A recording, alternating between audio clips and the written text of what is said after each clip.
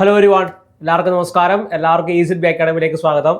അപ്പോൾ നമ്മൾ എത്തിയിട്ടുള്ളത് നിങ്ങൾക്ക് എല്ലാവർക്കും അറിയാമായിരിക്കും, നമ്മളെല്ലാം കാത്തിരുന്നിട്ടുണ്ടായിരുന്ന റെയിൽവേയുടെ ഭാഗത്ത് നിന്ന് നമ്മുടെ ALP അല്ലെങ്കിൽ അസിസ്റ്റന്റ് ലോക്കോ പൈലറ്റോട് ബന്ധപ്പെട്ട് ഒരു ഷോർട്ട് നോട്ടീസ് റെയിൽവേ പുറത്തിറക്കിയിരിക്കുകയാണ് അല്ലേ.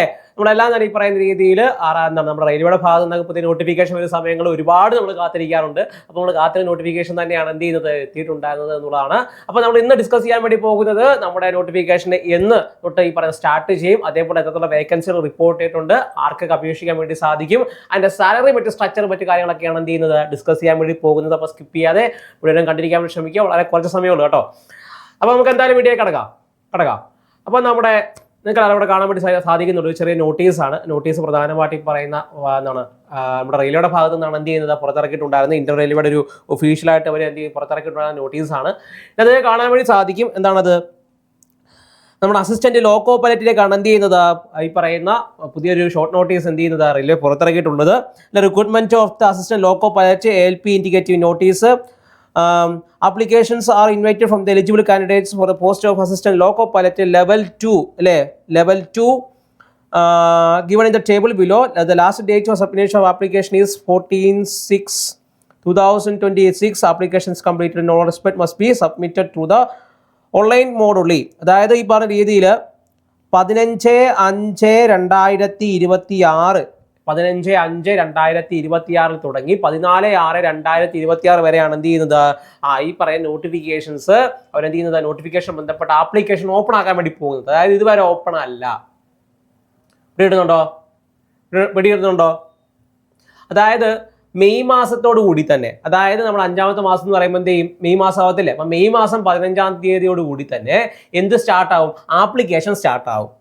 അതായത് പിറ്റേ മാസം, അതായത് മെയ് ജൂൺ മാസം ആവുമ്പോഴത്തേന് 14/6 ആവുമ്പോഴത്തേന് എന്ത് ചെയ്യും, ആപ്ലിക്കേഷൻ ക്ലോസ് ആവുകയും ചെയ്യും.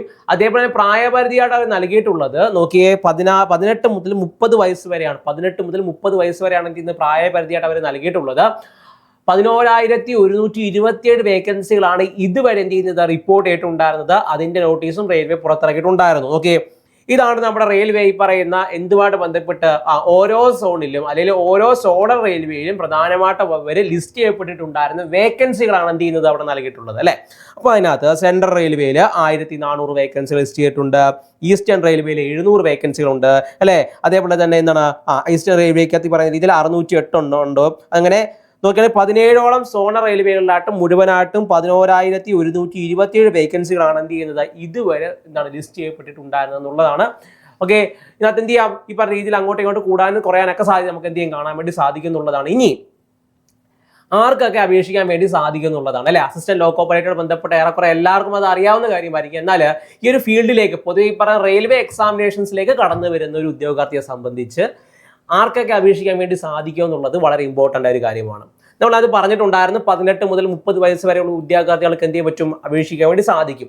ഇനി കുറച്ച് കാര്യങ്ങളോട് ഞാൻ ഇതിന്റെ ഭാഗമായിട്ട് അറിഞ്ഞിരിക്കാൻ വേണ്ടി ശ്രമിക്കുക. ഒന്നെന്ന് പറയുന്നത്, നിങ്ങൾക്ക് ഒരു ITI ഉണ്ടെങ്കിൽ 10+, അതായത് 10ാം ക്ലാസ്സും ഒരു ITI അല്ലെങ്കിൽ ഒരു ഡിപ്ലോമ അല്ലെങ്കിൽ ഒരു എഞ്ചിനീയറിംഗ് അല്ലെങ്കിൽ ഈ പറയുന്ന BE BTech ഓർ BE ഉണ്ടെങ്കിൽ നിങ്ങൾക്ക് എന്ത് ചെയ്യാം, ഇതിലേക്ക് അപേക്ഷിക്കാൻ വേണ്ടി സാധിക്കും. അപ്പോൾ നോട്ട് ചെയ്ത് വെക്കുക, നിങ്ങൾക്ക് 10ാം ക്ലാസ് കൂടാതെ കേട്ടോ, 10ാം ക്ലാസ് മാത്രം വെച്ച് അയക്കാൻ പറ്റത്തില്ല. 10ാം ക്ലാസ് കൂടാതെ തന്നെ ITI ഉണ്ടായിരിക്കണം, അല്ലെങ്കിൽ ഒരു ഡിപ്ലോമ ഉണ്ടായിരിക്കണം അല്ലെങ്കിൽ എന്താണ് നിങ്ങൾക്കൊരു BTech ഡിഗ്രി ഉണ്ടായിരിക്കണം, അല്ലെങ്കിൽ നിങ്ങൾക്ക് എന്ത് ചെയ്യാം ഒരു ബാച്ചുലർ ഓഫ് എഞ്ചിനീയറിംഗ് ഉണ്ടായിരിക്കണം. ഇതിൽ ഏതെങ്കിലും ഉണ്ടായിരുന്നാൽ നിങ്ങൾക്ക് എന്ത് ചെയ്യാൻ പറ്റും, അപേക്ഷിക്കാൻ വേണ്ടിയിട്ട് സാധിക്കും എന്നുള്ളതാണ്. ഓക്കെ, അത് കൂടാതെ തന്നെ നിങ്ങൾക്ക് എല്ലാവർക്കും അറിയാം, ഈ അസിസ്റ്റന്റ് ലോക്കോ പൈലറ്റ് എന്ന് പറയുന്നത് തന്നെ ഒരു ട്രെയിനിന്റെ ഡ്രൈവറാണ് അല്ലെ, നമുക്ക് വേണമെങ്കിൽ പറയാം അല്ലെ. ട്രെയിനിന്റെ ഡ്രൈവറാണ് ഇപ്പോൾ അസിസ്റ്റന്റ് ലോക്കോ പൈലറ്റ് എന്ന് പറയുന്നത്. അപ്പൊ അതിന്റെ ഭാഗമായിട്ട് കുറച്ച് സെറ്റ് ഓഫ് ഈ പറയുന്ന എക്സാംസിലൂടെ നിങ്ങൾ കടന്നു വരേണ്ടതായിട്ടുണ്ട്. അതായത് CBT 1, CBT 2, അതിനുശേഷം ഒരു ആപ്റ്റിറ്റ്യൂഡ് ടെസ്റ്റ്, അതിനുശേഷം അതുമായിട്ട് ബന്ധപ്പെട്ട് ചിലപ്പോൾ ഇന്റർവ്യൂ കാണുമായിരിക്കും. അതിനുശേഷം ഈ പറഞ്ഞ മെഡിക്കൽ കാണും അല്ലെ. ഇതിലൂടെയൊക്കെ കടന്നു വന്നാൽ മാത്രമേ നമുക്ക് എന്ത് പറ്റില്ല. A1 മെഡിക്കലാണ് A1 മെഡിക്കൽ നടത്തി, അതായത് നല്ല രീതിയിൽ വിഷനൊക്കെ എന്ത് ചെയ്യും ഉണ്ടാകുന്നവർക്ക് മാത്രമേ, അതായത് ഈ പറയുന്ന കാഴ്ചയിൽ ചെറിയ പരിമിതി ഉള്ളവർക്കൊന്നും തന്നെ ഈ പറയുന്ന ലോക്കോ പൈലറ്റ് ആവാൻ വേണ്ടി സാധിക്കില്ല. പിന്നെ അത്യാവശ്യം ഫിസിക്കലി ഫിറ്റ് ആയിരിക്കണം. ഓക്കെ, ഈ പറയുന്ന മിലിറ്ററി ലെവൽ ഫിറ്റ് എന്നുള്ളതല്ല, എന്നിരുന്നാലും നല്ല രീതിയിൽ എന്ത് ചെയ്യണം, അത്യാവശ്യം നല്ലൊരു ഫിസിക്കൽ ഫിറ്റ്നസ് ഉള്ളവർക്ക്, അതായത് മെഡിക്കൽ ഫിറ്റ്നസ് മെറിറ്റ്നെസ് ഒക്കെ ഉള്ളവർക്ക് മാത്രമേ എന്തിലേക്ക് കയറാൻ വേണ്ടി പറ്റുകയുള്ളൂ എന്നുള്ളതാണ്.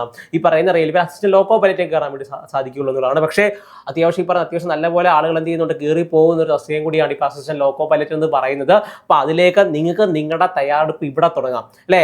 ഈ പറയുന്ന രീതിയിൽ കേന്ദ്ര സർക്കാരിന്റെ കീഴിൽ ഏറ്റവും കൂടുതൽ ജോലി നൽകുന്ന ഒരേ ഒരു മിനിസ്ട്രി ഉണ്ടെങ്കിൽ അത് റെയിൽവേ ആണ് അല്ലെ. ഇന്ത്യയിൽ തന്നെ ഏറ്റവും കൂടുതൽ ആളുകൾക്ക് തൊഴിൽ നൽകുന്ന ഒരു ഗവൺമെന്റ് ഒരു മേഖല ഉണ്ടെങ്കിൽ ഏതാണത്, അത് റെയിൽവേ ആണ് അല്ലെ. അപ്പോൾ ഒരുപാട് പേര് നോക്കിയിരിക്കുന്ന ഒരു തസ്തികയും കൂടിയാണ് ഈ പറയുന്നത് ALP എന്ന് പറയുന്നത്. അപ്പൊ നിങ്ങൾക്ക് ഈ കിട്ടിയിരിക്കുന്ന അവസരം എന്ത് ചെയ്യരുത്, കളയരുത് എന്നുള്ളതാണ്.